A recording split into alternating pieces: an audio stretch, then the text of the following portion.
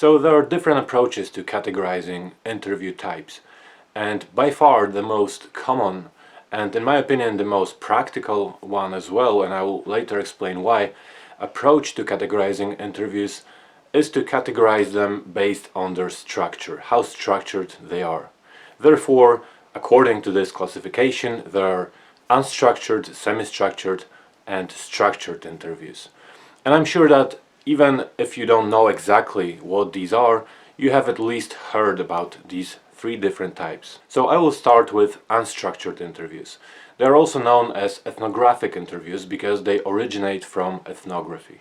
Ethnography is, in brief, a study of a certain population, a certain group of people in their natural context, in their natural setting. So the researcher in ethnography will immerse himself or herself in that population, in that setting.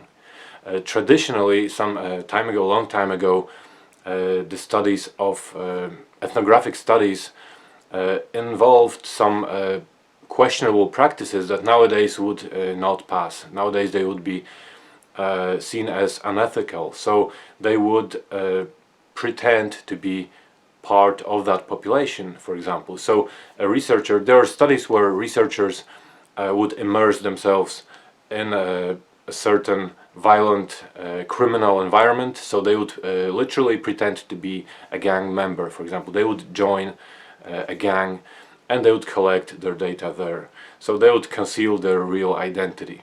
As I said, nowadays this simply is not something that is acceptable. So ethnographers do not really pretend to be part of that population. So of course that population will know that this is a researcher.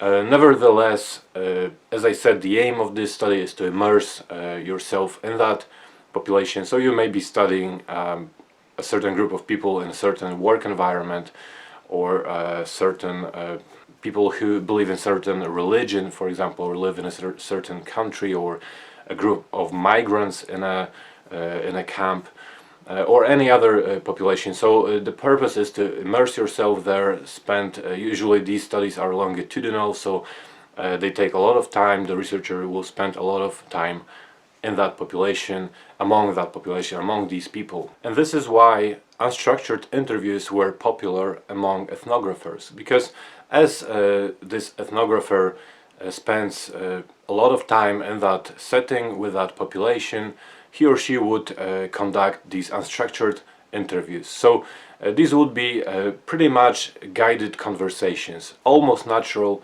conversations. There are also different types of unstructured interviews. So for example, there is a non-directive unstructured interview, which means that it's literally not structured at all. So the researcher will be having these conversations with the members of that studied population, and he or she will not be guiding that conversation at all. So will not be changing the topic if the participant or the interviewee goes off topic. Will simply let the participants speak and will engage in these conversations. So as I said, they are really conversations. They are almost natural conversations, but of course their purpose is to gather the data. And another type of unstructured interview is a focused interview. So this is not a structured interview, it's not a focus group interview, so it may be confusing, the name focused, because in reality it's still not that focused, it's still not structured, except that in this case, if when the interviewer has these conversations with his or her participants, and the participants go too much off topic, the interviewer may slightly and gently direct the conversation back to the topic that he or she wants to explore. So still there is no interview guide, and this is very important. So in unstructured interviews usually there is no interview guide, but still there may be some kind of a focus. So as I said, depending on the type of unstructured interview, the interviewer may still have some kind of focus in his or her mind. So what are advantages of this approach? What are advantages of unstructured interview? Of course, one of the advantages is that you will be able to collect a lot of data. a lot of data because you will not be restricted by the interview guide or by the time limit. So usually if you are conducting a regular formal interview, usually you do not want this interview to take ages, so you don't want it to take 2 or 3 or 4 hours. You also don't want to ask your participants to meet you all the time, to meet you too often, because simply they will probably end up dropping out from the study. And here in unstructured interviews, because as I said, usually they are conducted in this natural setting, it doesn't really bother the participants that much. You are there with them, you're having these conversations at different points in time as well. So it's not like you have to set this specific time and date for the interview, as is the case with structured or semi-structured interviews. So as I said, this will result in you collecting a lot of data. Another advantage is that because, again, it is not structured, because it is not controlled by the interviewer, you are likely to gain in-depth insights into the participants' perceptions, because you will let them speak, and as I said, there is no time limit. Also, they will talk to you on different occasions, so you will end up with that large data set most likely. And based on such a large data set and so many in-depth and detailed accounts, you are more likely to really gain this detailed insight into the participants' beliefs or perceptions or attitudes or whatever it is that you are investigating. And also, for the very same reason, it is believed that unstructured interviews are likely to produce valid data. The point is that because you are not controlling the interview, you're not imposing your assumptions, you're not imposing your structure, so you're not asking the participants to tell you something that you want to hear, so to speak, but rather let them talk and let them decide what they want to talk about. So in the long run, this is likely to increase validity of this data, of these findings. But of course, there are also disadvantages of unstructured interviews.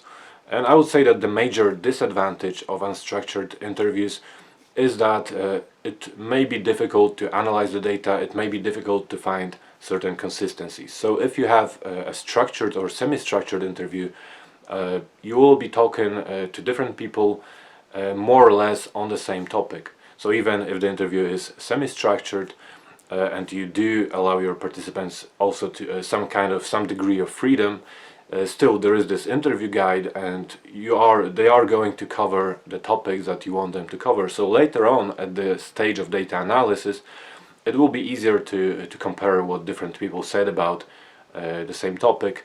It will be easier to make these so-called cross-case comparisons. So to see what different people thought about, for example, the same phenomenon that you asked about, or how they solved the problem that you asked about. So you'll have these 10 or 15 or 20 accounts, and you'll be analyzing these accounts, and based on the frequency, based on how many times the participants said something, you will probably later discuss your findings. So here in unstructured interviews, of course, as you can imagine, because they are not structured, every interviewee, if you have more than one, is likely to cover completely different topics. Even if there are some similarities, still it requires a lot of skill to infer useful and relevant data at the stage of data analysis. And this leads to the second limitation, or the second challenge of unstructured interviews, namely that not only does it require a lot of time, as you can imagine, but also a lot of skill. So it's very difficult to find a skilled interviewer who will in fact collect relevant and rich data based on unstructured interviews.